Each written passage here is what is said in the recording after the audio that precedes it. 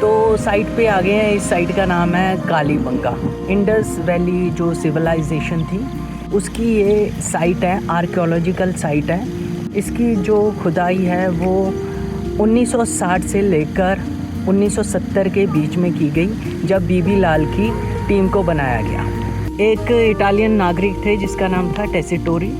उन्होंने कुछ जो टेक्स्ट थे वो पढ़े थे, उन्हें इस जगह का ज़िक्र उनमें मिला था। तो उसके बाद वो सर जॉन मार्शल से मिले, तो मिलकर इस जगह के बारे में सोचा गया। तब मतलब जब देश आज़ाद नहीं हुआ था तब इस साइट पे काम शुरू हो चुका था। जो 1960 में जब आज़ाद हो गए, खुदाई है उसका काम शुरू किया गया था।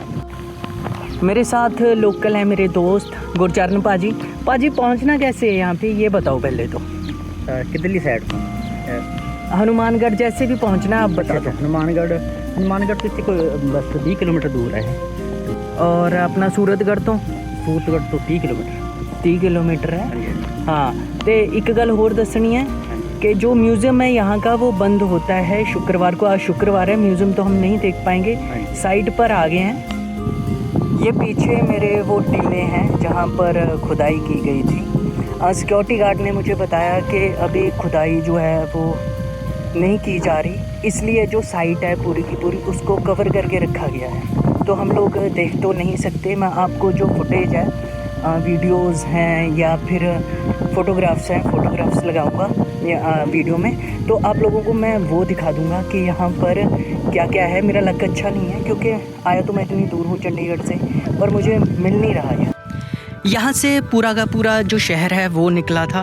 पूरी जो प्लानिंग के साथ सिटी बनाई होती थी, पक्की ईंटें यूज़ की जाती थी, वो शहर यहाँ पर बसा हुआ था।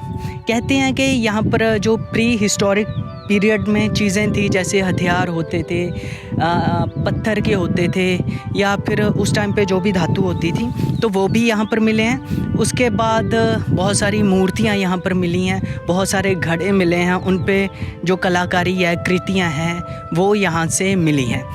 टुटे हुए ना है मटकी दे कुछ और उसी टाइम दी है सारा। ये नीचे देखा जा सकता है जो भी ये अवशेष पड़े हुए हैं, जो घड़े थे मटके टूटे हुए, उनके अवशेष हैं उस टाइम के। काफ़ी कलाकृतियाँ बनी हुई हैं, आपको काफ़ी कुछ मिल जाएगा यहाँ पर देखने के लिए। तो यहाँ पे कहते हैं कि शमशान भी होता था, तो उस शमशान में लोगों को दफनाया जाता था, या उस टाइम पे जो भी होता होगा उनके रीति रिवाज होंगे उसके अकॉर्डिंग उन्होंने किया होगा। बट यहाँ पर हमें बोन्स मिली हैं, पता नहीं ये उन्हीं की होंगी, क्योंकि यहाँ पे ये आर्कियोलॉजी की साइट तो है ही है, क्योंकि जितने भी यहाँ पे टीले हैं ये इनके नीचे शहर बसा हुआ है। ये जो सभ्यता है पहले जब ख़त्म हो जाती है तो उसके ऊपर दूसरा शहर बस जाता है, फिर तीसरी सभ्यता, ऐसे ऐसे करके सभ्यताएं पनपती हैं बार बार में। और जब हम उसकी खुदाई करते हैं तो छोटे छोटे ब्रश होते हैं, ब्रश लेकर, इस पे खर्चा बहुत होता है जब खुदाई की जाती है, तो छोटे छोटे ब्रश लेते हैं, उन ब्रशों से फिर इसकी जो है खुदाई करते हैं।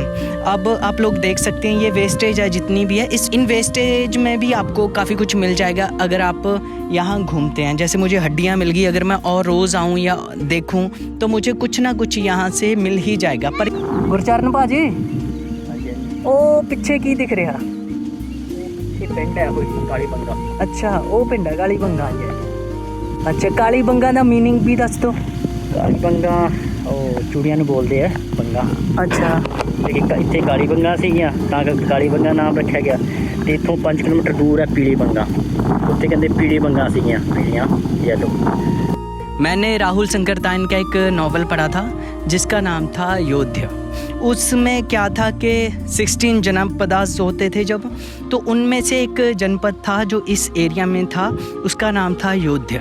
उसके बारे में भी शायद से यहाँ इस साइट पर कुछ मिल जाए, क्योंकि उनका एरिया यही था।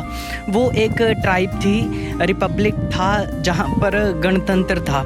तो उस गणतंत्र को चंद्रगुप्त विक्रमादित्य ने उनको ख़त्म कर दिया था गुप्ताज पीरियड में। उनका जो, क्योंकि पहले से चली आ रही ट्राइब थी, उस टाइम तक उन्होंने सरवाइव किया था। उसके बाद उस ट्राइब को गुप्ताज ने अपने अंडर मिला लिया था। इस चीज़ की खुदाई की जाती है। ये टीला है, यहाँ शहर बसा हुआ था पूरा का पूरा। तो छोटे छोटे ब्रश होते हैं, तो उसके साथ ऐसे उनको निकाल के बड़ी बारीकी के साथ निकाला जाता है, उनको ऐसे करके ब्रशेस के साथ। फिर उनको साफ़ किया जाता है बाहर लाकर, और सफाई के लिए अलग से ब्रश होते हैं, तो उनको साफ़ करके प्रॉपर फिर चीज़ को निकाला जाता है। तो उनकी कोशिश होती है कि साबुत चीज़ निकले, क्योंकि वही किसी काम की होती है। तो ज़्यादातर जो घड़े निकलते हैं वो ऐसे ही निकलते हैं, और इस काम में पैसा बहुत ज़्यादा खर्च होता है।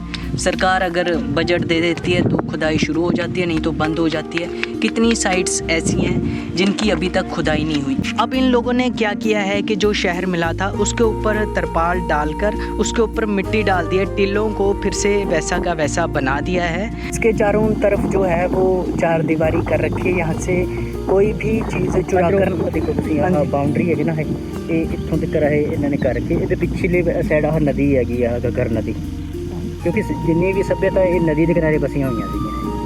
तो जितनी भी ये सिविलाइजेशन थी वो नदियों के किनारे थी। यहाँ से भी घग्गर नदी जाती है, अब भी जाती है, नाला बोला जाता है अब यहाँ पे उस नदी को।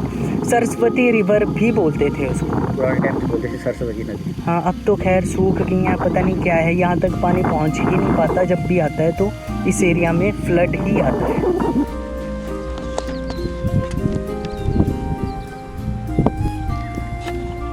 सामने मेरे आर्कियोलॉजी की साइट है, वहाँ से जितनी भी चीज़ें मिली उन सभी चीज़ों को, अवशेषों को, यहाँ मेरे पीछे म्यूज़ियम बना हुआ है, अभी वीडियो में दिखा देता हूँ। इस म्यूज़ियम में उन सारी चीज़ों को इस म्यूज़ियम में रखा गया है।